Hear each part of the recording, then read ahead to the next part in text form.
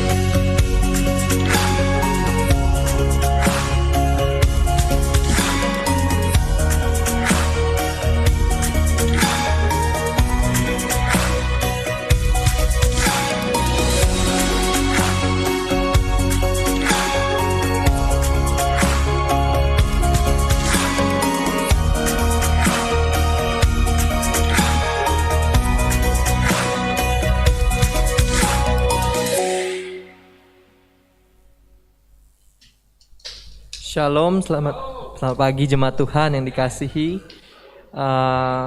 Apa kabarnya? Apa kabarnya? Puji Tuhan, semuanya luar biasa. Mari kita bangkit berdiri ya. Kita siapkan hati kita untuk masuk dalam hadirat Tuhan, untuk memuji dan menyembah Tuhan. Yes.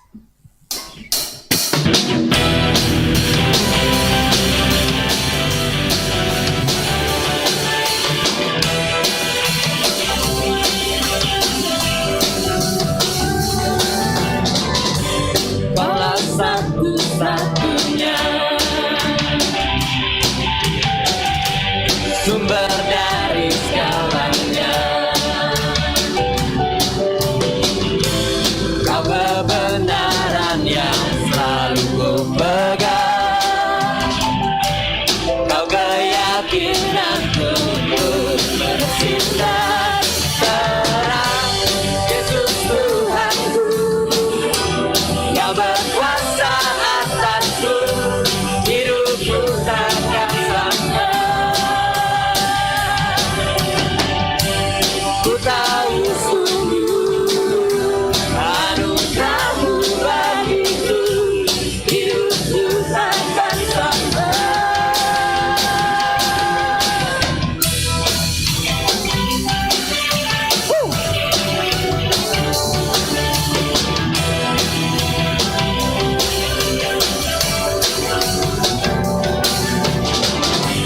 Kaulah satu-satunya sumber dari segalanya, sumber dari segalanya. Kau kebenaran yang selalu ku pegang, kau keyakinanku untuk bersinar terang. Yesus Tuhanku, kau berkuasa atasku, hidupku takkan sama. Ku tahu sungguh anugerah-Mu bagiku, hidupku takkan sama. Yesus Tuhanku,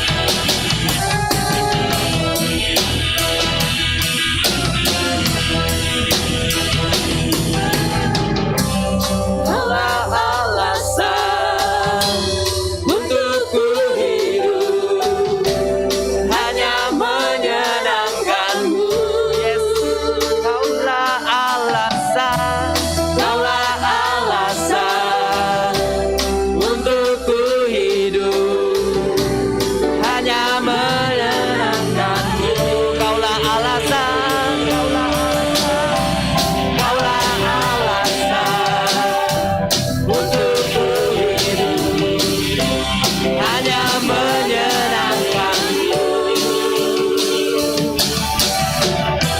Kaulah alasan untuk ku hidup, hanya menyenangkan-Mu.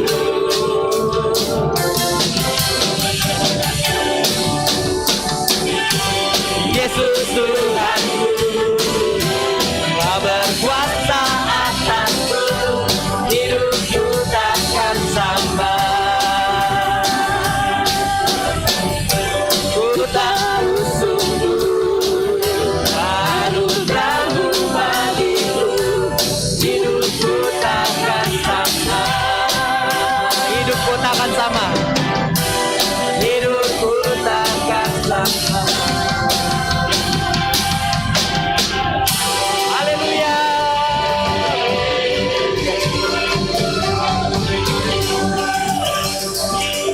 Terima kasih Tuhan, terima kasih Roh Kudus.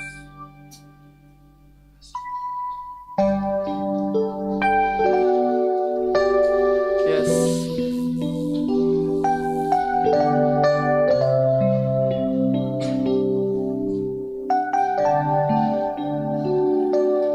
Ku hidup karena percaya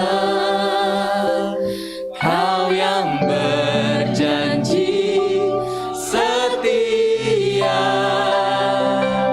Pengharapanku selalu ada di dalam-Mu. Ku tidak akan menyerah meski dalam kesesakan. Seluruh hidupku dalam genggaman-Mu. Aku punya Tuhan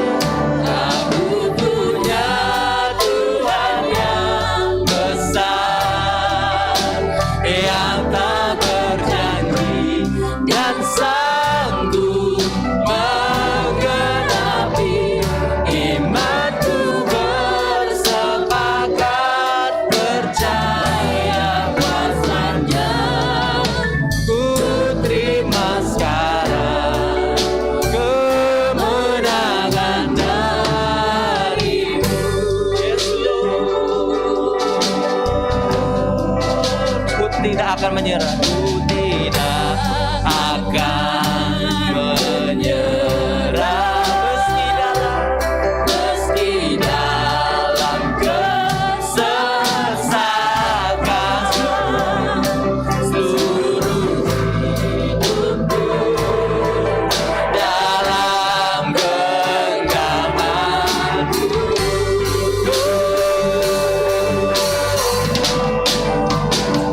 Aku punya Tuhan yang besar,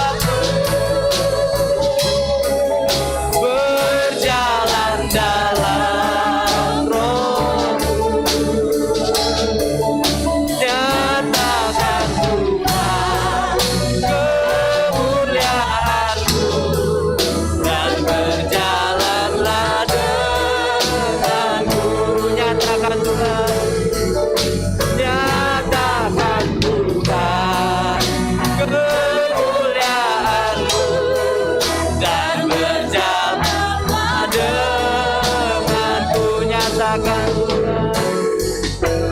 Nyatakan Tuhan kemuliaan-Mu dan berjalanlah denganku.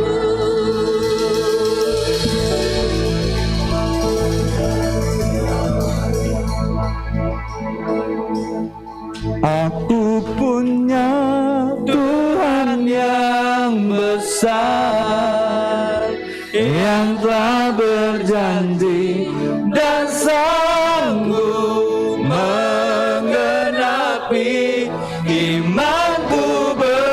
Bersepakat percaya kuasanya, ku terima sekarang kemenangan darimu. Aku punya Tuhan yang besar, yang telah berjanji dan sanggup menggenapi imanku. Bersepakat percaya kuasanya, ku terima sekarang. Ku terima kuasa Tuhan. Ku terima sekarang kemenangan darimu. Haleluya!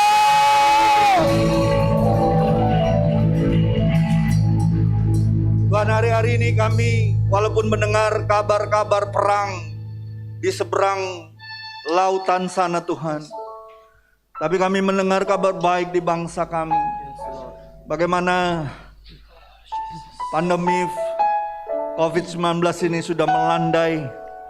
Pemerintah sudah mengambil keputusan untuk menghapuskan segala kewajiban ketika kami bepergian untuk melakukan tes kesehatan ya Tuhan.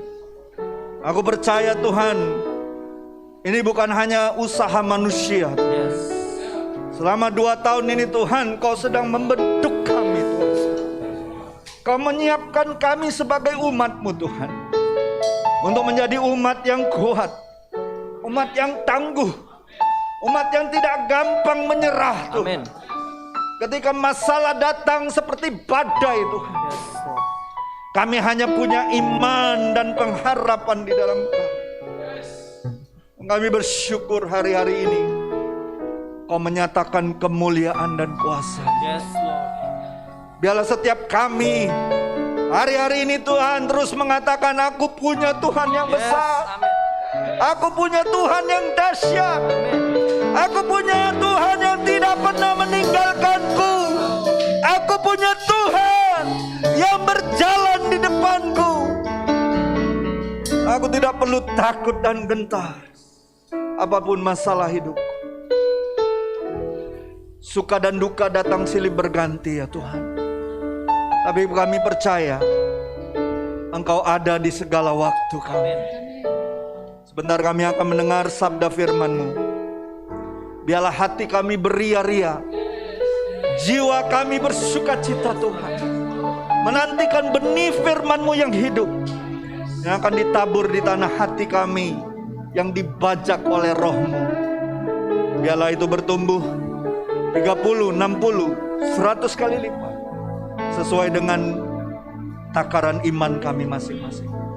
Kami butuh Engkau Tuhan. Kami butuh berkat-berkat dari sorga. Bukan hanya berkat jasmani, tapi berkat rohani, berkat ilahi, berkat yang kekal, yang tidak akan pernah habis-habis. Kami siap untuk mendengar firman-Mu Tuhan. Hanya di dalam satu nama yang berkuasa, nama yang ajaib, Yesus Kristus yang adalah Tuhan dan Juru Selamat kami, yang setiap kita yang percaya dan siap menerima firman Tuhan. Sama-sama saya katakan amin. Silakan duduk Bapak Ibu. Selamat pagi, shalom. Puji Tuhan, kita kembali berkumpul beribadah hari ini. di dalam suasana yang luar biasa. Siapa yang mengikuti berita dari TV mungkin atau media massa ataupun media elektronik, tanggal 8 kemarin pemerintah mengambil keputusan untuk mencabut setiap hal-hal yang berkenaan tentang tes ketika kita melakukan perjalanan keluar kota. Dan saya percaya itu kabar baik. Itu saya yakin ini membuat banyak orang merasa inilah waktunya kita bangkit.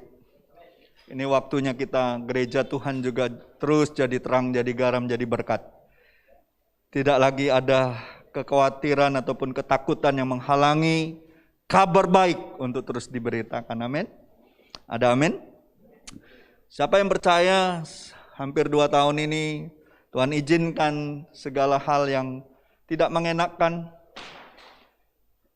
ya, pergumulan, pencobaan, bahkan ada orang-orang yang imannya mulai lemah.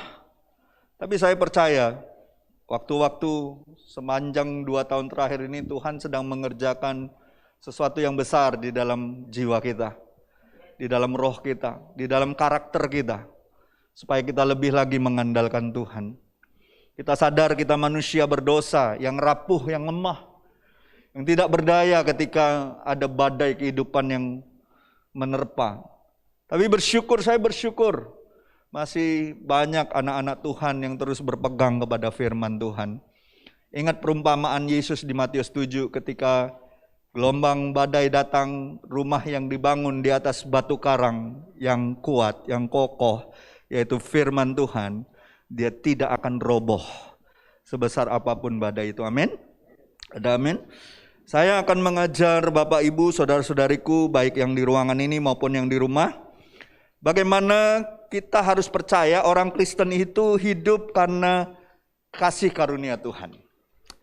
Dan kasih karunia Tuhan itu bukan sesuatu yang hanya baik dan enaknya saja, ataupun sesuatu yang berkat dan hanya menyenangkan hati kita saja.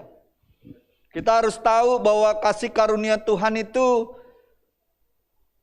penuh dengan hal-hal yang tidak pernah kita duga. Ya. Dan bila saudara mendengar kata karunia Allah, apa yang timbul di dalam pikiran saudara? Karunia nubuatkah? Berbahasa rohkah? Mujizat-kah? Apa yang terlintas di dalam pikiran kita kalau kita berbicara tentang karunia Allah? Tahukah saudara, Bapak Ibu yang saya kasihi di dalam Tuhan, ada satu karunia yang jarang orang Kristen pikir dan duga, bahkan mungkin saudara tidak menganggapnya sebagai karunia dari Allah. Karunia apakah itu? Mari kita lihat surat Filipi 1 pasal yang kedua, ayat yang ke-29. Pasal yang pertama ayat yang ke-29. Kita akan baca sama-sama sebagai satu jemaat. 2, 3. Sebab kepada kamu dikaruniakan bukan saja untuk percaya kepada Kristus, melainkan juga untuk menderita untuk Dia. Banyak orang merasa kalau dia menderita, dia mengalami begitu banyak kesusahan, begitu banyak pergumulan, begitu banyak tantangan. Mereka berpikir Tuhan tidak memperhatikan mereka, Tuhan nggak tolong mereka. Tuhan sedang membiarkan mereka untuk mengalami perkara-perkara yang tidak mengenakan itu. Tapi saudara, ketika kita baca ayat ini, kita harus tahu, ketika kita mengalami kesusahan, penderitaan, kehilangan, persoalan yang berat, tantangan sebagai satu keluarga, suami istri, orang tua dengan anak, ataupun bisnis, sekolah, kuliah kita, kita harus tahu itu bagian daripada kasih karunia Tuhan. Tuhan turut bekerja dalam segala hal untuk mendatangkan kebaikan. Coba lihat orang sebelahmu, katakan, apapun yang terjadi dalam hidupmu, Tuhan sedang melakukan kebaikannya atasmu. Seburuk apapun keadaan kita hari-hari ini, sesulit apapun kita, semenderita apapun kita, yakinkan diri kita, itu bagian daripada kasih karunia Tuhan atas hidupmu. Ada amin. Dan biarlah mulut kita terus mengatakan, aku punya Tuhan yang besar, yang telah berjanji akan selalu menepati setiap kebenaran firman-Nya. Dia tidak pernah lalai. Dia tidak pernah berlambat-lambat untuk menolong anak-anaknya. Ada di sini orang tua kalau anaknya minta tolong, berlambat-lambat, dibiarin. Kita yang jahat aja ingin bersegera untuk menolong. Apalagi Tuhan kita yang baik. Bapa kita yang kekal, yang kita kenal di dalam Yesus. Jadi Bapak Ibu, saudara-saudariku yang terkasih, jelas sekali dilukiskan melalui firman ini. Ya, saya buat itu berbeda hurufnya dengan warna yang berbeda. Ya, menderita itu sesuatu yang memang tidak enak. Tapi Tuhan maksudkan karunia itu untuk kita sadar bahwa kita tidak hanya menerima yang enak-enak saja dari Tuhan. Bukan hanya yang baik-baik saja. Ya. Yang tidak enak, yang menderita, yang dianiaya, yang difitnah, yang disudutkan. Sebagai orang percaya kepada Yesus, itu juga bagian sebagai karunia di dalam Dia. Bukankah Yesus juga menderita waktu menjadi anak manusia? Difitnah, dikejar, dibunuh, dimaki, diludahi, ditendang, sampai Dia harus mati di atas kayu salib. Malah di bagian surat Paulus yang lain, kita ini belum sampai mengeluarkan darah untuk menanggung setiap dosa kita. Tuhan Yesus mencurahkan darahnya untuk saudara dan saya. Dia yang sebenarnya tidak berdosa, tapi menjadi dosa karena kita. Kalau saudara mengaku sebagai orang Kristen, teladan kita satu-satunya yang paling utama adalah Kristus, Yesus. Pandanglah salib, maka kau tahu betapa besarnya kasih karunia Tuhan atas hidupmu. Salib bukan hanya hiasan di rumah. Pandang salib dengan iman, bukan dengan bendanya. Dengan iman, apa yang dilakukan Tuhan di atas kayu salib. Amin. Terjadi pertukaran. Tuhan bilang, mari sini nak, kau yang letih lesu berbeban berat, apapun bebanmu hari ini, serahkan sama Tuhan. Dan Tuhan akan ganti dengan bebannya.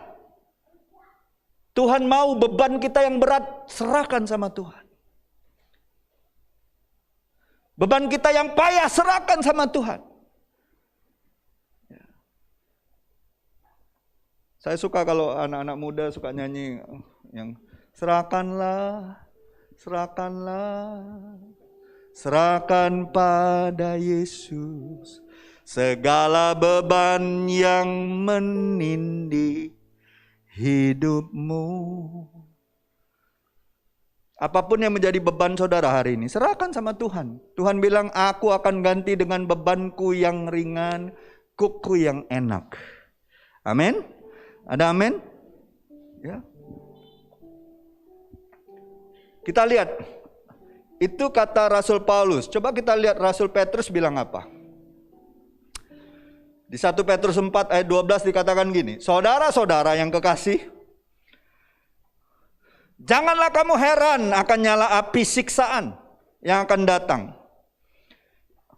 Yang datang kepadamu sebagai apa? Sebagai apa? Ujian. Seolah-olah ada sesuatu yang luar biasa terjadi atasmu.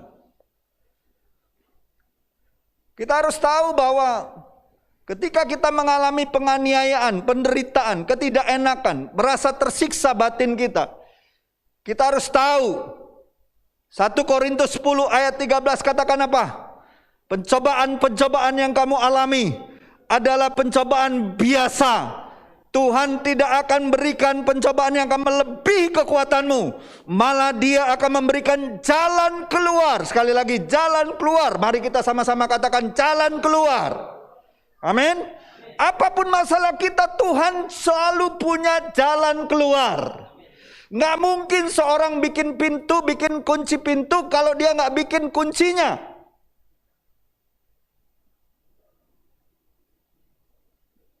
Kalau Tuhan izinkan masalah, Tuhan punya jalan keluarnya untuk kita. Amin. Nggak mungkin Tuhan biarkan kita terkurung dengan masalah-masalah kita. Jadi baik Rasul Paulus maupun Petrus menyebut penderitaan, ujian itu hanya sebatas ujian iman. Amin. Ujian iman. Kesesakan kita itu cuma sebatas ujian iman. Kalau namanya ujian kita lulus, kita naik kelas. Kita naik level. Akan ada tantangan berikutnya. Tapi percayalah kalau dulu Tuhan tolong, sekarang Tuhan tolong. Masa sih masa depan kita Tuhan gak tolong? Ada amin saudaraku. Dia Tuhan yang tetap sama dulu, sekarang, bahkan sampai selama-lamanya. Ya.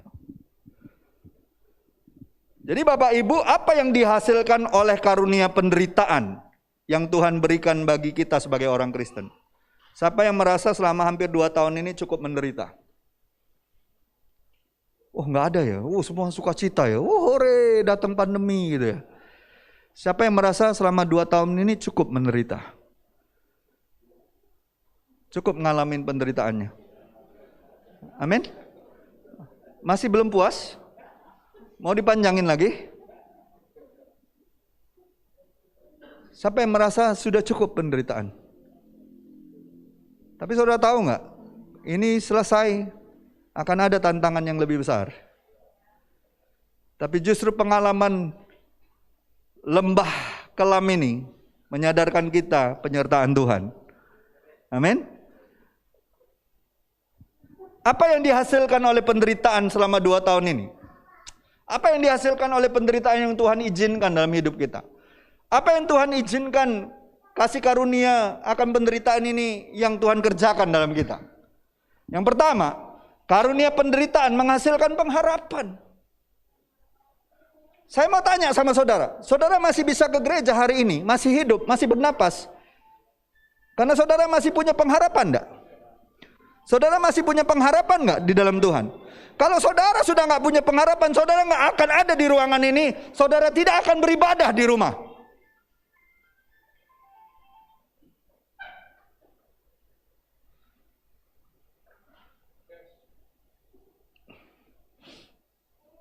Kita lihat Roma 5 ayat 3 sampai 5.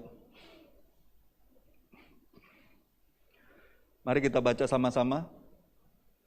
Tolong slide-nya dimunculkan. Roma 5 ayat 3 sampai 5.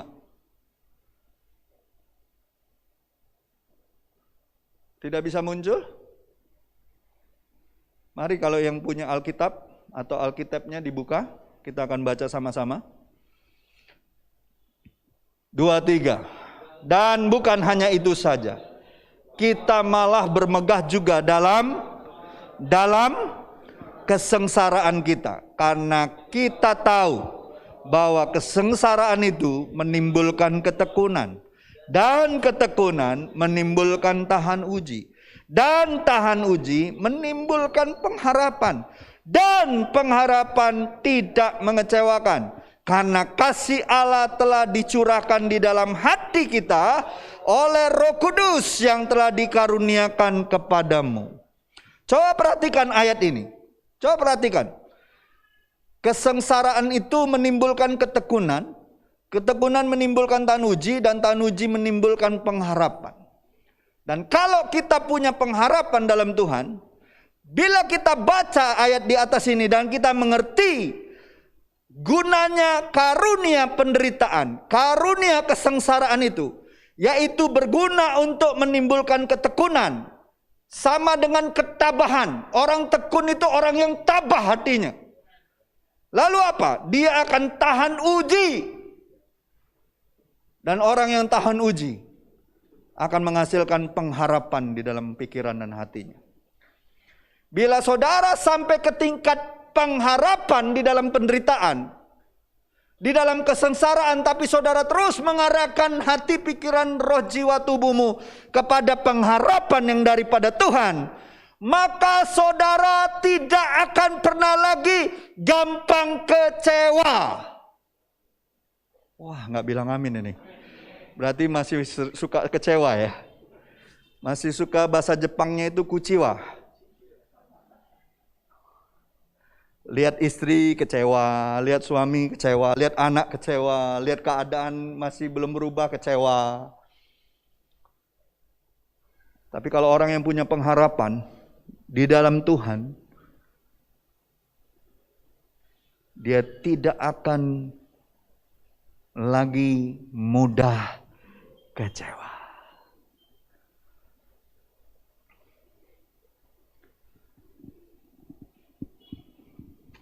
Dan orang yang tidak mudah kecewa, mulutnya akan selalu mengeluarkan ucapan syukur di dalam segala hal.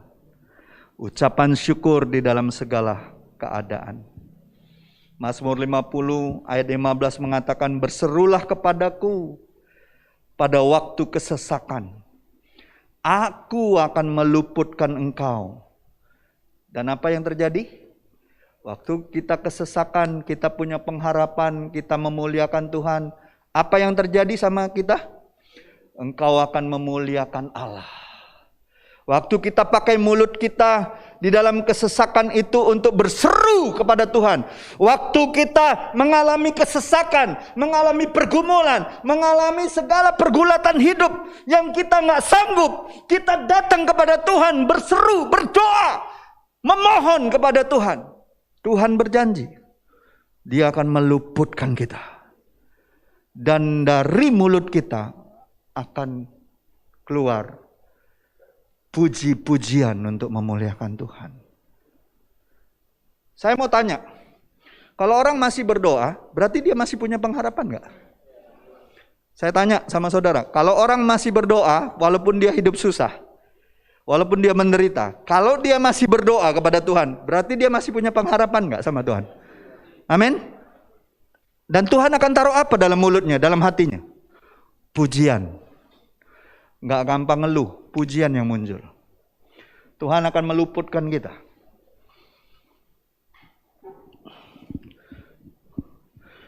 Siapa yang percaya kita punya hak, kita boleh berseru kepada Tuhan Yesus. Siapa yang percaya? Di dalam kesesakan.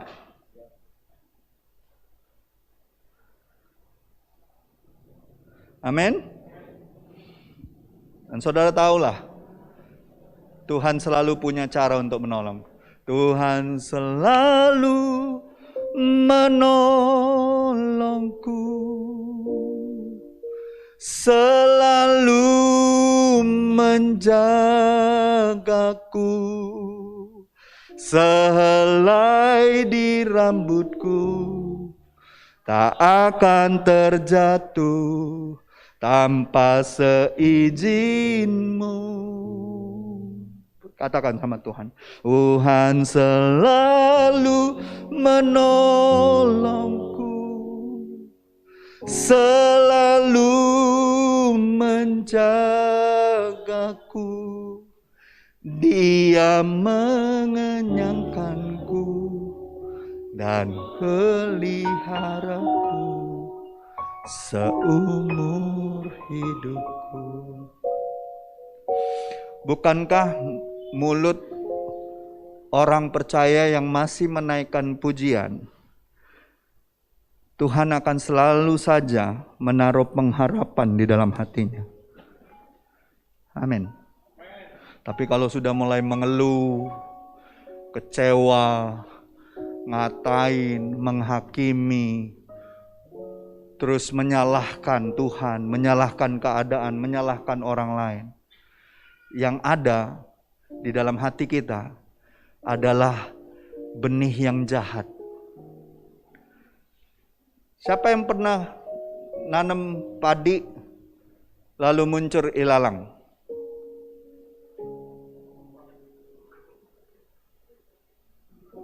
Tanam gandum muncul ilalang. Tanam tanaman apapun muncul ilalang. Ada nggak yang pernah lihat tanam ilalang muncul tumbuhan yang lain? Ada. Sesuatu yang baik yang ada di dalam hati kita akan dibarengi dengan hal-hal yang jahat. Tapi kalau kita fokusnya sama pengharapan kita sama Tuhan, fokus kita kepada kasih Tuhan, fokus kita beriman kepada Tuhan, percayalah Tuhan sendiri yang akan mencabut dan menyingkirkan ilalang-ilalang di dalam hati kita. Nggak usah berusaha dengan cara manusia, Tuhan yang akan mencabut itu.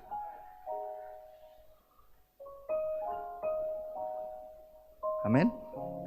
Itu yang pertama. Jadi ingat, makin sering ngadepin yang namanya kesengsaraan, penderitaan, percayalah Tuhan sedang memperbesar kapasitas pengharapanmu. Pakailah mulutmu untuk memuji Dia. Pakailah mulutmu untuk memuja Dia.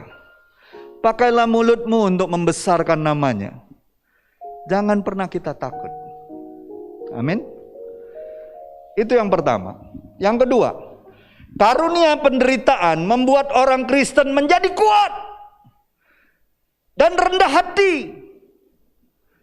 Coba kita lihat 1 Petrus 5 ayat 10. Kita baca sama-sama. Dan Allah, sumber segala kasih karunia, yang telah memanggil kamu dalam Kristus kepada kemuliaannya yang kekal, akan apa? Melengkapi, meneguhkan, menguatkan, dan mengokohkan kamu sesudah kamu menderita seketika lamanya. Bagi Tuhan, 2 tahun ini nggak ada artinya apa-apa seturut waktu Tuhan. 1 hari bagi kita, ya, 1 hari bagi Tuhan mungkin itu 1000 tahun bagi kita. 2 tahun ini nggak berarti apa-apa, waktu yang nggak panjang bagi Tuhan. Tapi bagi kita seolah-olah lama sekali. Banyak nggak yang ngomong, wih lamonian, lamonian. Kalau Pak Aming di pasar, ya kan Pak Aming di Cinde itu ya. Wih lamonian, krisis ekonomi nih, minyak goreng hilang, gula nak ngilang pula. Betul nggak? Tempe mulai isinya kopong galau. Serasa lama sekali. Tapi bagi Tuhan, waktu Dia dengan waktu kita itu berbeda. Alkitab katakan, penderitaan kita ini cuma seketika saja. Halo? Penderitaan kita yang selama kita hidup tidak sebanding dengan kemuliaan sepanjang masa yang Tuhan sediakan untuk saudara dan saya. Makanya katanya itu cuma menderita seketika. Saudara ngerasa nggak bahwa hidup saudara itu di dunia ini cuma sementara? Makanya bahasanya seketika. 2 tahun ini cuma bagi Tuhan itu seketika. Karena itu akan mengerjakan kemuliaan yang kekal untuk selama-lamanya.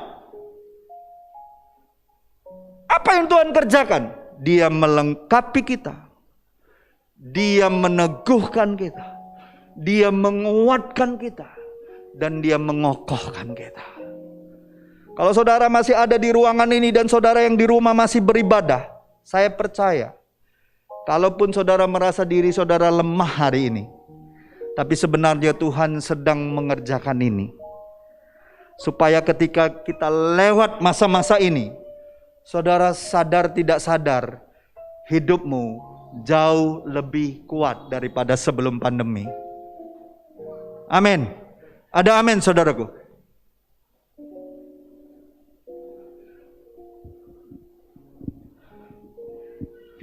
Dalam perenungan kita sebelumnya, kita melihat bahwa Allah sumber kasih karunia ingin membangun kerohanian saudara dan saya. Dia sumber kasih karunia, amin. Ia ingin menggunakan kelimpahan kasih karunia-Nya untuk meneguhkan, melengkapi, meneguhkan, menguatkan, dan mengokohkan kita. Sekarang kita akan melihat sisi penderitaan itu, walaupun tidak kita sukai, tetapi itu berguna untuk karya kasih karunia-Nya. Tuhan tidak akan bisa memurnikan hati kita kalau kita tidak ditempa di dalam namanya dapur penderitaan. Emas itu harus ditaruh di dalam tungku yang begitu panas, lebih daripada 1000 derajat. Baru dia boleh muncul emas yang murni. Ada amin, saudaraku? Bagaimana Tuhan tahu? Bagaimana Tuhan memunculkan kemuliaannya kalau kita nggak pernah ngalamin yang namanya penderitaan? Bagaimana coba kalau semua hidup kita cuma nyaman? Bukankah Daud jatuh ketika hidupnya nyaman? Tapi waktu dia dikejar-kejar, waktu dia dilupakan oleh keluarganya, waktu dia dilecehkan, waktu dia dihina, Tuhan membentuk hidup dia. Betul tidak? Tapi ketika dia jaya, ketika dia berkelimpahan, ketika dia nyaman di istananya, tiba-tiba dia lihat seseorang yang sedang mandi, jatuh dia.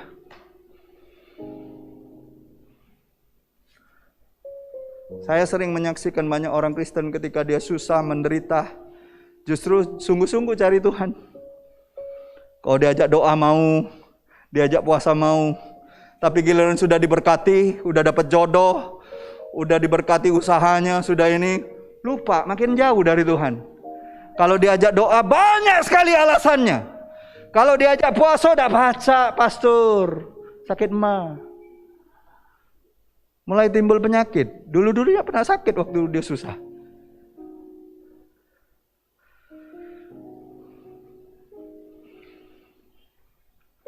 Siapa yang percaya masa 2 tahun ini Tuhan sedang kerjakan ini sama hidupmu? Kalau saudara percaya, angkat tangan saudara. Saudara percaya enggak? Saudara percaya? Bukankah Tuhan menciptakan kita untuk lebih daripada pemenang? Bagaimana dia mau mendapatkan pemenang-pemenang kehidupan kalau nggak pernah ditempa di dalam dapur penderitaan? Bagaimana? Kalau dulu Sadrak, Mesak, Abednego benar-benar masuk tungku api untuk membuktikan imannya. Saudara kan nggak perlu masuk tungku api beneran.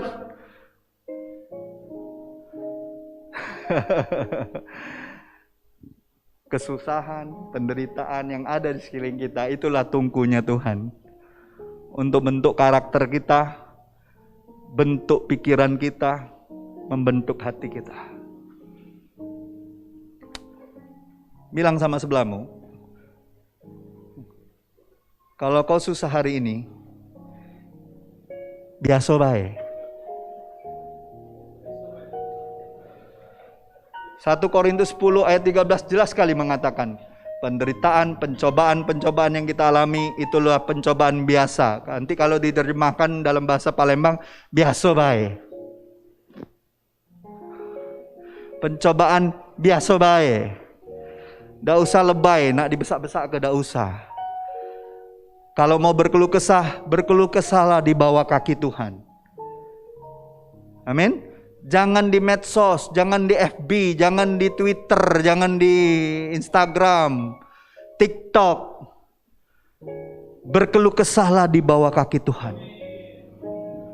Kan tadi kan dibilang, waktu kita berseru, Tuhan akan menolong kita, Tuhan akan meluputkan kita. Amin.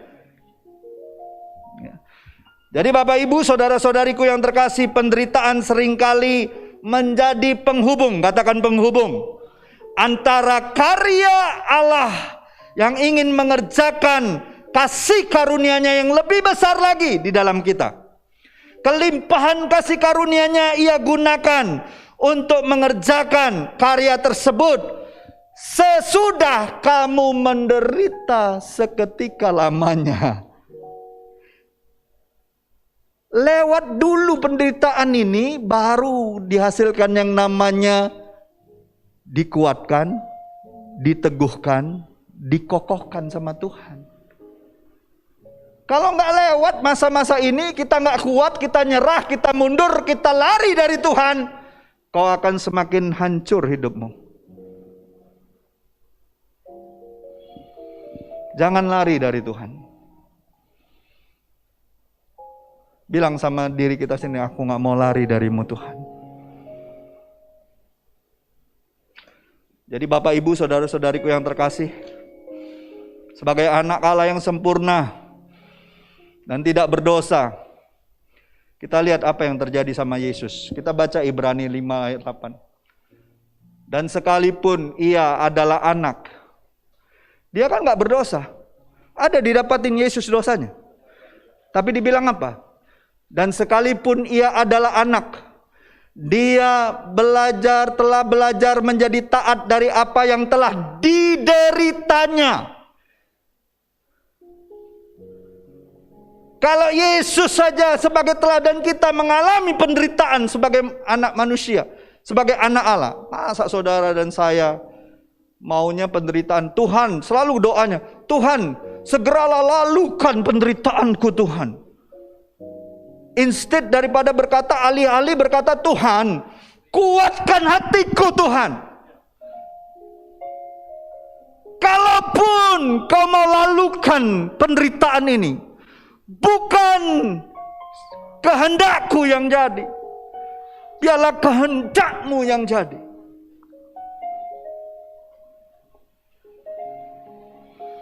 Jangan minta kemudahan sama Tuhan. Mintalah hati yang kuat. Mintalah punggung yang kokoh untuk menanggung beban dari Tuhan dan penderitaannya.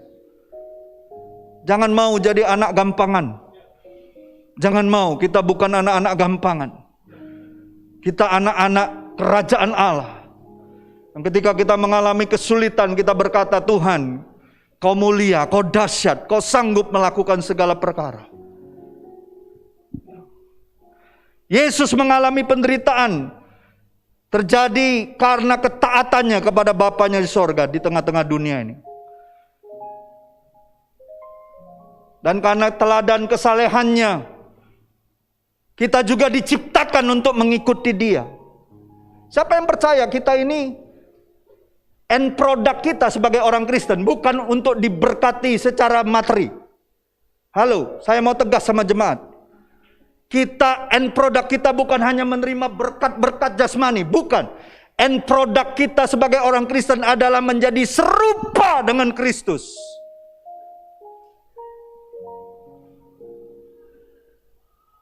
Kita lihat 1 Petrus 2 ayat 21. Sebab untuk itulah kamu dipanggil. Siapa yang percaya bahwa saudara dipanggil Tuhan untuk datang? Kita ini eklesia. Tahu arti gereja itu bahasa Yunaninya eklesia, dipanggil keluar dari gelap kepada terangnya yang ajaib. Amin. Setiap kita dipanggil seturut dengan namanya. Ingat gak lagu sekolah minggu? Mana anak-anak sekolah minggu? Pasti tahu lah. Dengar Dia panggil nama saya, dengar Dia panggil namamu, dengar Dia panggil nama saya, juga Dia panggil namamu. Apa jawab saudara? Ku jawab ya, ya, ya. Ku jawab ya Tuhan. Ku jawab ya Tuhan, ku jawab ya. Satu-satunya lagu sekolah minggu yang sampai hari ini saya nggak lupa tuh lagu itu. Yang lain sudah lupa saya.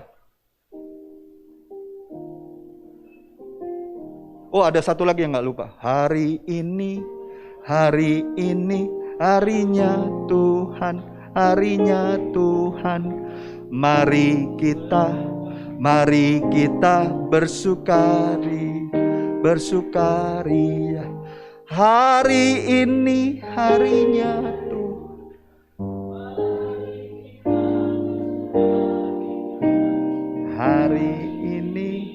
Hari ini harinya Tuhan. Sebab untuk itulah kamu dipanggil, karena Kristus pun telah menderita untuk kamu dan telah meninggalkan teladan bagimu, supaya kamu apa? Supaya kamu apa? Mengikuti jejaknya. Gampang kan? Hidup ini dalam kehidupan kekristenan kita tuh gak perlu cari-cari jalan. Ikutin aja jejaknya Tuhan. Ada amin saudaraku. Tadi ibu doa waktu doa pra ibadah. Tuhan, bahwa kami umatmu tidak menyimpang ke kiri dan ke kanan. Ngikutin jejak siapa kalau kita nyimpang ke kiri dan ke kanan? Kalau kita terus ngikuti jejak Tuhan, jalan kita lurus. Amin. Tidak neko-neko, tidak kiri ke kanan. Jika kita mau berjalan dalam kesalehan, kita akan mengalami yang namanya penderitaan. 2 Timotius 3 ayat 12 katakan ini.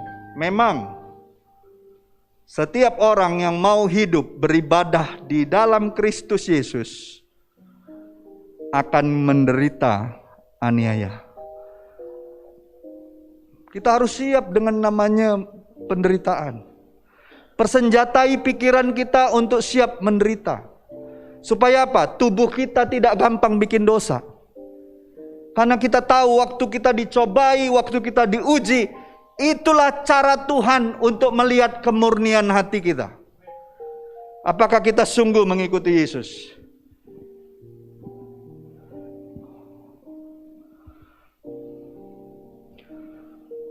Jadi jangan heran kalau ujian yang menyakitkan dalam hidup kita itu bukan sesuatu yang mengherankan. Jangan terkejut saudaraku. Justru itu datang untuk menguji dan melatih iman kita. Dan Tuhan mengasihi orang-orang yang rendah hati. Amin. Ada amin saudaraku? Ujian dan penderitaan akan membuat kita menjadi orang-orang yang rendah hati. Dan saudara tahu, air tidak pernah mengalir dengan deras ke arah atas. Air selalu saja mencari bagian terendah. Ada amin. Berkat Tuhan, kemurahan Tuhan, kelimpahan kasih karunia Tuhan selalu saja mengalir dengan deras kepada orang-orang yang rendah hati. Ada amin saudara. Mau gak kita belajar di dalam masa-masa penderitaan ini, kita belajar rendah hati. Ya. Saya tutup di sini. 2 Korintus 12 ayat 9 katakan ini.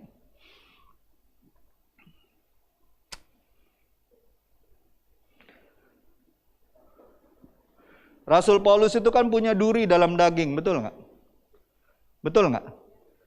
Kalau menurut para ahli teolog, duri dalam dagingnya dia itu kemungkinan itu sakit, penyakit. Kemungkinan dia rabun yang parah. Karena kan dia pernah lihat kemuliaan Tuhan kan? Waktu Tuhan muncul di depan dia, betul nggak? Ya. Makanya dibilang apa? Kita lihat dulu 2 Korintus 12 ayat 7-8-nya sebelum ayat 9 ini. Dikatakan gini, dan supaya aku jangan meninggikan diri karena pernyataan-pernyataan yang luar biasa itu, maka aku diberi. Ada kata apa? Diberi.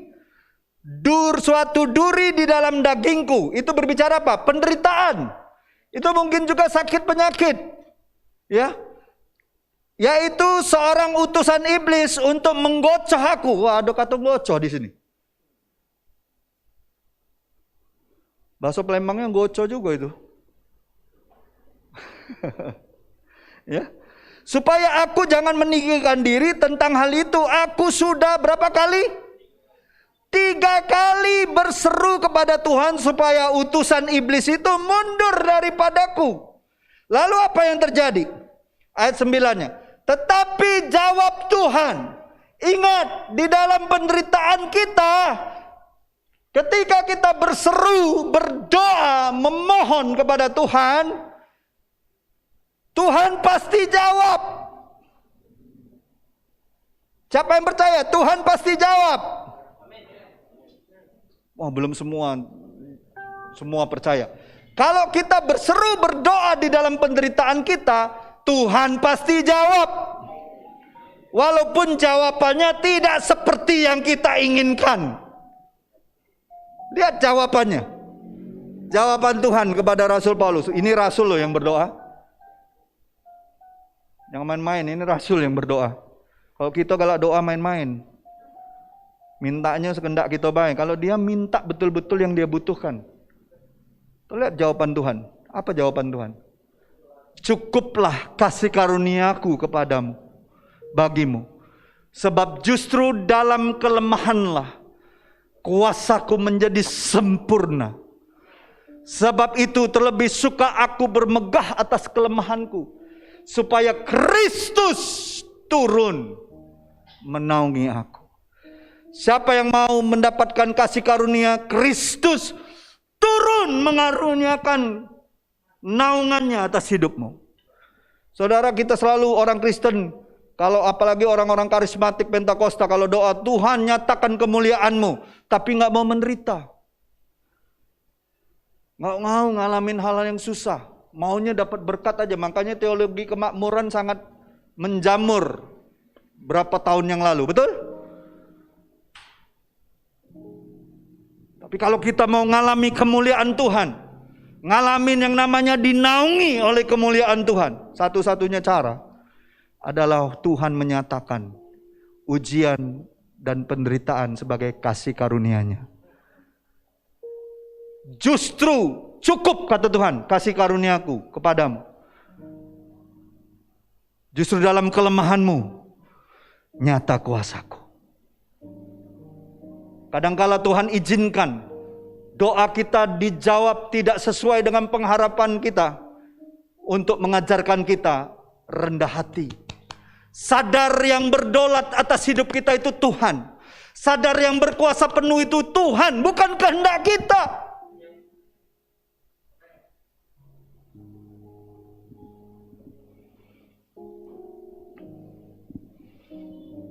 Saya percaya Paulus tidak menerima kesembuhan yang ia minta, tetapi ia mendapatkan kasih karunia Tuhan yang memelihara dia dalam masa-masa penderitaannya. Melalui kasih karunia Tuhan,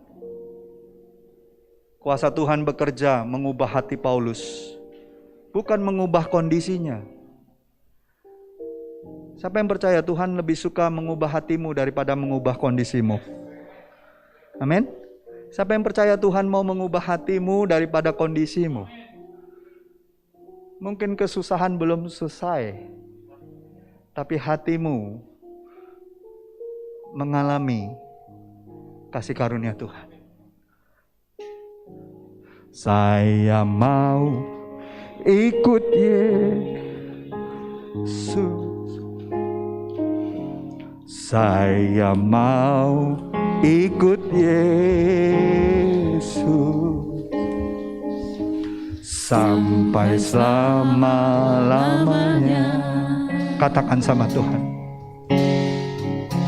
Saya mau ikut Yesus. Saya mau ikut Yesus sampai selama-lamanya. Mari kita angkat tangan kita sama Tuhan. Walaupun saya susah menderita dalam dunia,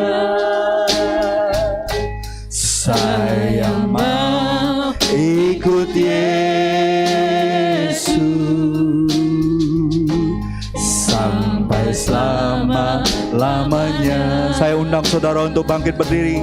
Kita nyanyikan lagu ini. Saya mau ikut Yesus. Saya mau ikut Yesus.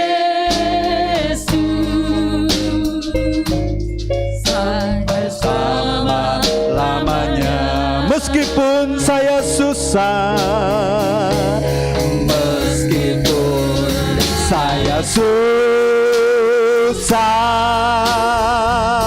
menderita dalam dunia,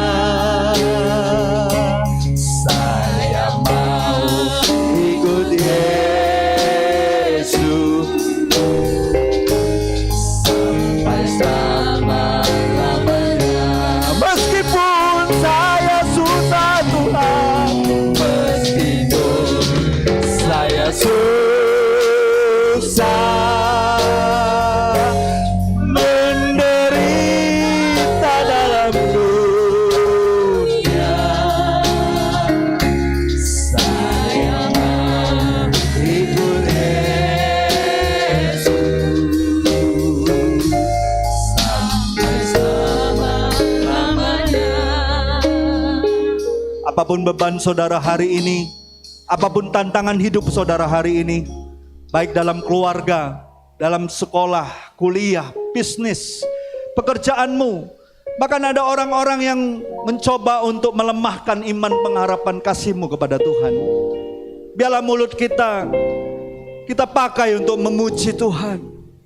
Biarlah di dalam kesesakan kita, di dalam tangisan kita, di hadapan Tuhan, mari kita mengatakan, Tuhan, aku mau ikut Engkau saja. Aku hanya mau ikut jalan-jalan-Mu Tuhan. Aku tidak mau balas kejahatan dengan kejahatan. Aku gak mau Tuhan menghakimi siapapun Tuhan. Penghakiman itu milik Engkau. Tuhan, kalaupun aku harus susah selama aku hidup di dunia ini, aku percaya Tuhan, Kau menyediakan kemuliaan yang tidak sebanding dengan penderitaanku selama di dunia ini. Terima kasih Tuhan. Tuhan, ini doa hamba-Mu Tuhan untuk umat-Mu. Kami bersyukur Tuhan, selama 2 tahun ini Kau tempa kami Tuhan. Kau bentuk kami Tuhan seturut dengan kehendak-Mu. Teguhkan, kuatkan, kokohkan kami Tuhan, untuk terus mengiring Kau. Meskipun saya susah, menderita dalam dunia, saya mau ikut Yesus sampai selama-lamanya. Bapa, hamba-Mu berhenti untuk berbicara. Teruskanlah ya Tuhan, karya-Mu, kasih karunia-Mu di dalam kehidupan kami. Baik dalam susah maupun senang, baik dalam duka maupun sukacita. Kami tahu Tuhan turut bekerja dalam segala hal untuk mendatangkan kebaikan bagi setiap kami. Tuhan, yang hari-hari ini ada keluarga-keluarga yang sedang mengalami pergumulan, Tuhan tolong. Tuhan beri jalan keluar. Tuhan kuatkan hati mereka. Biar mereka Tuhan dipenuhi kasih-Mu, dipenuhi iman pengharapan, agar mereka boleh melewati masa-masa sulit ini dengan sukacita, dengan penuh keyakinan bahwa Tuhan adalah Tuhan yang menyertai, Allah Immanuel kami. Bila ada di antara kami yang sedang sakit, Tuhan sembuhkan. Kuatkan kami Tuhan. Dan oleh bilur-bilur-Mu kami percaya kami sudah sembuh. Bila ada yang merasa sedih, Tuhan berikan penghiburan. Karena penghiburan dari Roh Kudus-Mu Tuhan memampukan kami untuk melangkah maju di dalam tantangan-tantangan kehidupan kami. Hamba serahkan doa permohonan dan ucapan syukur ini ya Tuhan. Hanya di dalam nama Yesus Tuhan dan Juru Selamat kami yang percaya dan menerima kebenaran firman Tuhan ini sebagai benih yang hidup. Haleluya. Amin.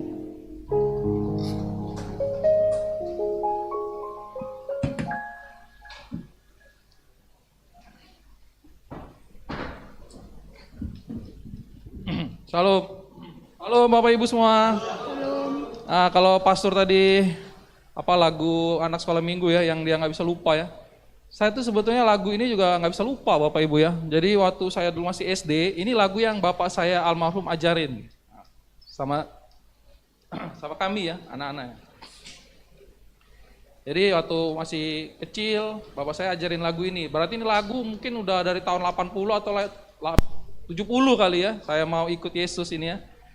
Meskipun perjalanan waktu ya saya dengan bapak saya tuh di tahun-tahun 2000 tuh sempat renggang lah ya. Itu tahun-tahun di mana saya baru kerja mandiri ya, bisa punya penghasilan sendiri. Banyaklah gesekan gitu loh, tetapi ini lagu terakhir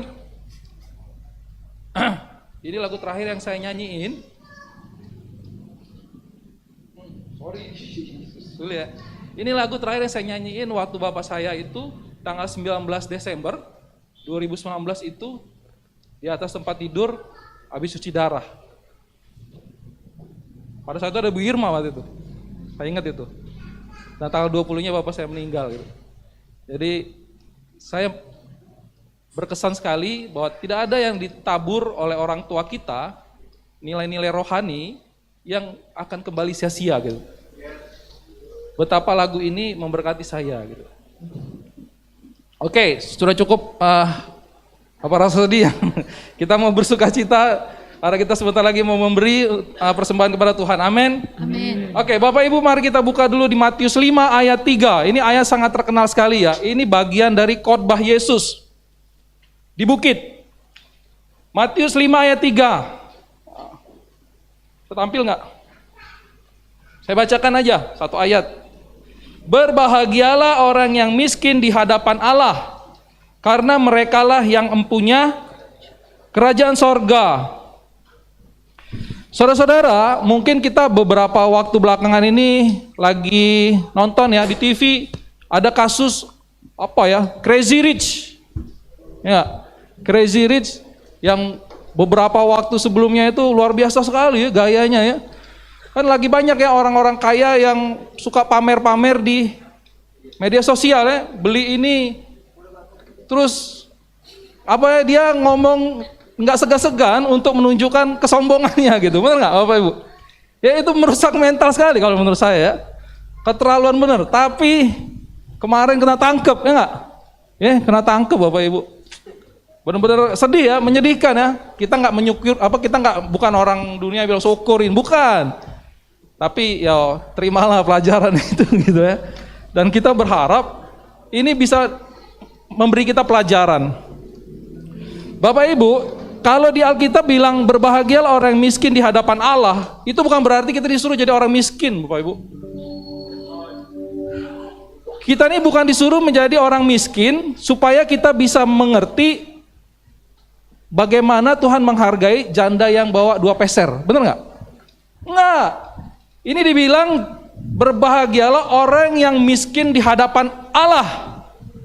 Nah, ada yang miskin di hadapan manusia, Bapak Ibu. Ada yang miskin, kalau di bahasa Inggrisnya, berbahagialah orang yang miskin in spirit, di dalam roh, For theirs the kingdom of heaven, dibilang.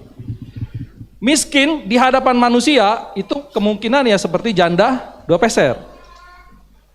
Mungkin seperti pengemis fakir miskin. Tetapi memang ada kelebihan orang yang miskin, yang benar-benar miskin. Kenapa?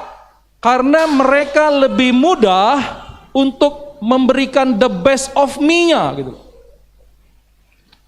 Orang miskin itu dia punya posisi yang lebih diuntungkan karena dia gampang untuk membuat Tuhan terkesan. Kenapa? Karena the best of me-nya dia itu enggak the best of me-nya orang kaya, Bapak Ibu.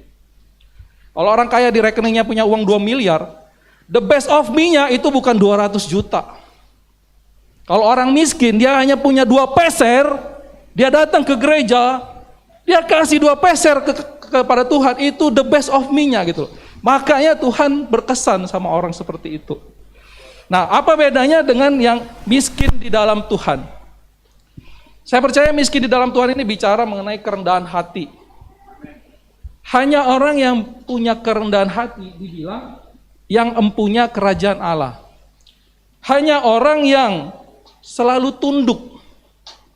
tunduk, enggak gampang protes, enggak gampang membantah Tuhan, yang bisa mengerti dan menerima kerajaan Allah beserta seluruh berkatnya. Kerajaan Allah itu dia diikuti oleh kuasa, diikuti oleh berkat, diikuti oleh kelimpahan, diikuti oleh damai sejahtera. Hanya orang yang rendah hati, yang gak gampang protes, yang gak gampang bantah, yang gak gampang berdebat, gak gampang adu argumen, adu ayat. Enggak. Hanya orang yang rendah hati, miskin di hadapan Allah. Mereka yang punya kerajaan Allah. Amin Bapak Ibu. Jadi saya juga ingat beberapa tahun belakangan ya, suka ada acara TV ya, kalau Bapak Ibu perhatiin ya. Jadi ada acara, stasiun TV juga kadang-kadang bikin gitu loh, bukan hanya Crazy Rich yang bikin ya. Jadi dia siapin uang 10 juta. Dia siapin uang 10 juta, terus dia cari orang miskin. Diliput. Bayangin Bapak Ibu. Sorry kalau saya boleh sebut merek apa acara yang misalnya uang kaget gitu. Bayangin dengan hanya modal 10 juta, dia itu bisa buat acara, panggil satu orang miskin, kasih waktu cuma 3 menit gitu. Kamu harus cari, lari-lari semua, didramatisir gitu. Saya mau tanya, itu the best of me-nya dia enggak sih? Enggak. Dia memberi orang miskin itu dengan modal 10 juta, itu bukan the best of me-nya dia, walaupun mungkin the best of the poor guy gitu. Mungkin bagi orang miskinnya itu besar sekali gitu. Tapi bukan the best of me-nya dia gitu. Hanya modal 10 juta dia bisa buat acara dan ditonton banyak iklan dengan keuntungan yang ratusan juta. Bayangin orang yang buat acara film Hollywood, modalnya untuk buat acara selama 2 jam harus ratusan miliar gitu. Apa yang dipertontonkan? Apakah itu mempertontonkan kemurahan hati? Enggak Bapak Ibu. Itu mempertontonkan eksploitasi. Demikianlah orang yang tidak punya miskin di hadapan Tuhan. Orang miskin di hadapan Tuhan itu Bapak Ibu ya, apa ya, kalaupun tidak bernilai besar Tuhan, tapi cara saya memberi itu inilah the best of me-ku gitu. Inilah caraku yang paling menghormati Tuhan. Inilah caraku yang paling menunjukkan rasa syukurku kepada Tuhan, walaupun sedikit gitu. Nah Bapak Ibu, pastikan kita semua ini orang yang miskin di hadapan Tuhan. Saya nggak bilang apakah Bapak Ibu punya uang 1 juta atau 1 miliar atau 100 miliar, enggak. Saya ngomong bukan sombong gitu loh, tapi saya ngomong menurut ukuran Tuhan. Berkat Tuhan itu bukan ukuran berapa banyak rupiah yang kita punya. Terlalu miskin kita kalau berpikir seperti itu.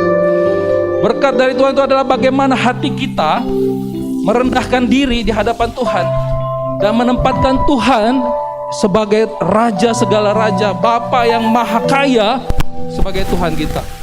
Dan kita punya mental orang kaya. Mentalnya jangan mental miskin.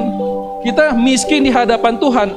Miskin in spirit, bukan di dalam mental. Mental orang kaya, tapi kerendahan hati orang miskin di hadapan Tuhan. Amin. Sebelum kita memberi, mari kita berdoa. Bapa, kami mengucap syukur karena Engkau Allah yang mencukupkan semua kebutuhan kami. Sepanjang hidup kami ya Tuhan, kalau sampai hari ini kami masih hidup, Kau nyatakan pemeliharaanmu. Kau nyatakan Tuhan bahwa Engkau Bapa yang bertanggung jawab atas hidup anak-anak-Mu ya Tuhan. Kami mengucap syukur untuk setiap berkat yang Tuhan bawa ke dalam rumah kami sepanjang minggu ini ya Tuhan.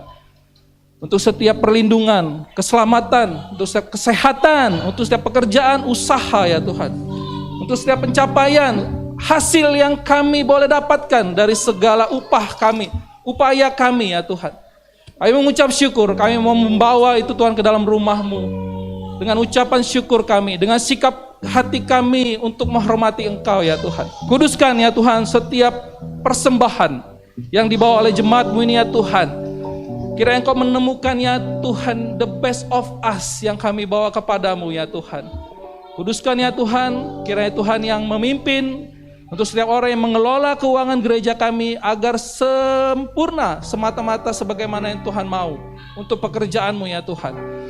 Berkati ya Tuhan setiap rumah tangga, setiap keluarga, jauhkan belalang pelahap, sakit penyakit. Di dalam nama Yesus kami bersepakat ya Tuhan. Jauhkan kebangkrutan ya Tuhan, jauhkan salah pengelolaan keuangan ya Tuhan. Jauhkan ya Tuhan di dalam nama Yesus. Berkati ya Tuhan setiap pekerjaan usaha. Berikan ya Tuhan hikmat, berikan perkenanan Tuhan. Berikan penyertaan-Mu ya Tuhan yang membuat jemaat-Mu menjadi berhasil ya Tuhan. Berkati ya Tuhan setiap anak-anak muda, setiap orang-orang yang sekolah, yang berkuliah ya Tuhan. Berkati semua para pekerja ya Tuhan. Berkati juga ibu rumah tangga ya Tuhan. Kami percaya ya Tuhan pemeliharaan-Mu sempurna ya Tuhan. Sebagaimana Engkau adalah Allah kami yang maha kasih, maha baik ya Tuhan. Bapak terima kasih ya Tuhan, kami siap memberi ya Tuhan. Di dalam nama Yesus, bagi kita semua yang siap memberi, sama-sama katakan amin. Sebelum memberi kita nyanyi dulu ya. Kita nyanyi 1 bait 2 bait boleh mulai. Boleh? Boleh ya? Nyanyi dulu, boleh. Yesus baik, Boleh berdiri Bapak Ibu. sungguh amat baik, Untuk selama-lamanya Tuhan Yesus baik. Tuhan Yesus baik, sungguh amat baik, Untuk selama-lama. Boleh silakan memberi. Yesus baik, Tuhan Yesus baik, Sungguh amat baik. untuk Selama-lamanya Tuhan Yesus baik. Silakan. Tiada berkesudahan kasih setia-Mu Tuhan, selalu baru rahmat-Mu bagiku. Silakan. Hari berganti hari, tetap kulihat kasih-Mu tak pernah berakhir di hidupku. Semua yang katakan Tuhan Yesus baik. Sungguh amat baik. Untuk selama-lamanya Tuhan Yesus baik. Sekali lagi, Tuhan Yesus baik. Sungguh amat baik. Tuhan baik untuk selama-lamanya, sampai selama-lamanya, untuk selama-lamanya. Katakan sama-sama, Tuhan Yesus baik. Amin. Silakan duduk Bapak Ibu. Silakan duduk. Sebelum pengumuman di depan, Bapak Ibu, saya sekali lagi menghimbau untuk kita semua mendukung tim pembangunan gereja. Jadi tim pembangunan gereja ini adalah apa ya? Ya orang-orang yang bagian dari kita semua yang apa ya, ditunjuk aja untuk namanya ada. Tapi yang membangun bukan mereka gitu loh. Kita semua. Ini yang bangun bukan rumahnya tim pembangunan, bukannya rumah Pastor Jeffrey. Ini yang dibangun adalah rumah kita semua, rumah Tuhan. Oleh sebab itu, mari kita masukkan itu ke dalam hati kita sebagai bagian dari kerinduan kita gitu loh. Jadi jangan kita pasif, jangan. Kalau disediakan di bawah proposal, kita pikir ini proposal mau kasih ke siapa gitu loh. Ya, kita bantu gitu loh. Terlibat di dalam tim pembangunan ini berkat Bapak Ibu. Saya ini yang dari awal walaupun mungkin belum berhasil ya, belum digenapi, tapi saya diberkati melihat bagaimana musim berjalan Tuhan menyertai. Dari nol, dari nggak punya pengalaman, saya tuh punya pengertian. Oh begini ya melewati musim bersama dengan Tuhan. Dan susah payah, ada gesekan, ada pengharapan, saya diberkati. Saya percaya Bapak Ibu kalau ikut ambil bagian, ambil proposal, kasih sama seorang teman-teman, Bapak Ibu diberkati. Mau dapat atau enggak uangnya, itu urusan belakang. Tapi melangkah dengan iman, karena sudah ada disediakan proposalnya, itu bagian dari berkat. Percaya enggak Bapak Ibu? Jadi jangan ketinggalan Mari kita dukung sama-sama dana, doa, sampaikan kepada orang-orang keluarga kita yang kira-kira punya hati untuk menolong kita, mendukung jemaat ini, jangan ragu-ragu. Kami juga akan siap menemani. Kemudian di bawah mungkin Bapak Ibu sudah melihat ya, lagi ada renovasi. Itu adalah bentuk kemurahan hati Tuhan gitu. Kita akan lihat sama-sama. Nanti akan ada sekretariat juga di sini menjadi akan lebih aktif. Kiranya semakin membuat kita itu dipakai Tuhan ya, menjadi dampak, menjadi berkat bagi kota ini. Itu dari saya, kami persilakan kepada pengumuman multimedia. Dari saya terima kasih, Tuhan memberkati.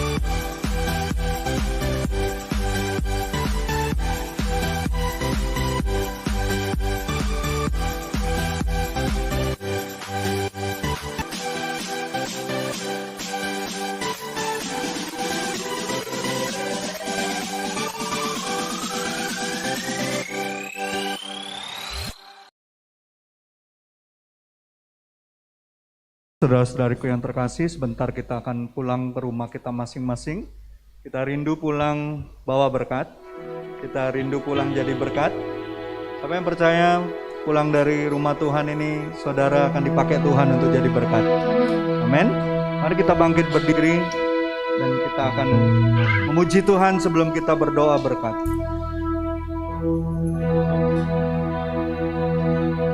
Sekalipun aku dalam lembah kelam, ku tak takut sebab Kau besertaku. Sekalipun badai topan datang menerpa, aku tak gentar sebab Kau di sisiku. Aku percaya, aku percaya berkat-Mu atasku melimpah, kebajikan, kemurahan selalu mengikutiku. Ku puji, ku sembah Kau Tuhan. Aku percaya, aku percaya berkat-Mu atasku melimpah, kebajikan, kemurahan selalu mengikutiku. Ku puji, ku sembah Kau Tuhan. Ku puji, ku sembah, ku puji, ku sembah Kau. Ku puji, ku sembah, ku puji, ku sembah Kau Tuhan.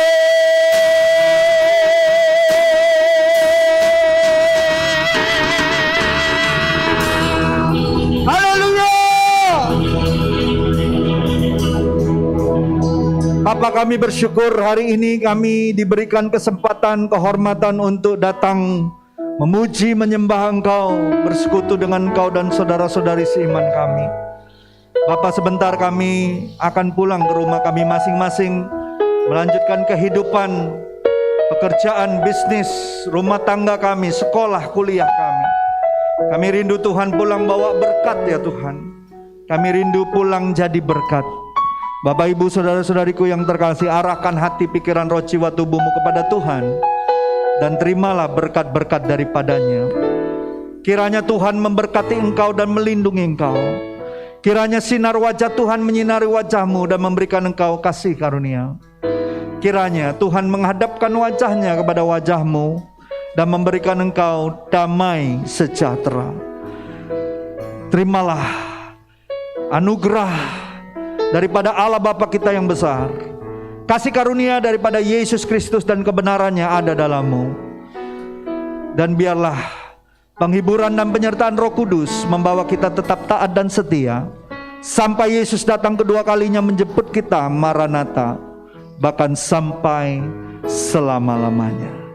Kita tutup doa berkat ini dengan kita bersama-sama sebagai satu jemaat Tuhan berdoa. Bapa kami, Bapa kami yang di sorga, dikuduskanlah namamu, datanglah kerajaanmu, jadilah kehendak-mu di bumi seperti di sorga. Berikanlah kami pada hari ini makanan kami yang secukupnya, dan ampunilah kami akan kesalahan kami, seperti kami juga mengampuni orang yang bersalah pada kami. Dan janganlah bawa kami ke dalam pencobaan, tapi lepaskan kami daripada yang jahat, karena Engkau lah yang mempunyai kerajaan dan kuasa dan kemuliaan sampai selama-lamanya. Amin, amin, dan amin. Selamat hari Minggu, selamat bersekutu. Tuhan Yesus memberkati. Sampai ketemu lagi minggu depan. Shalom.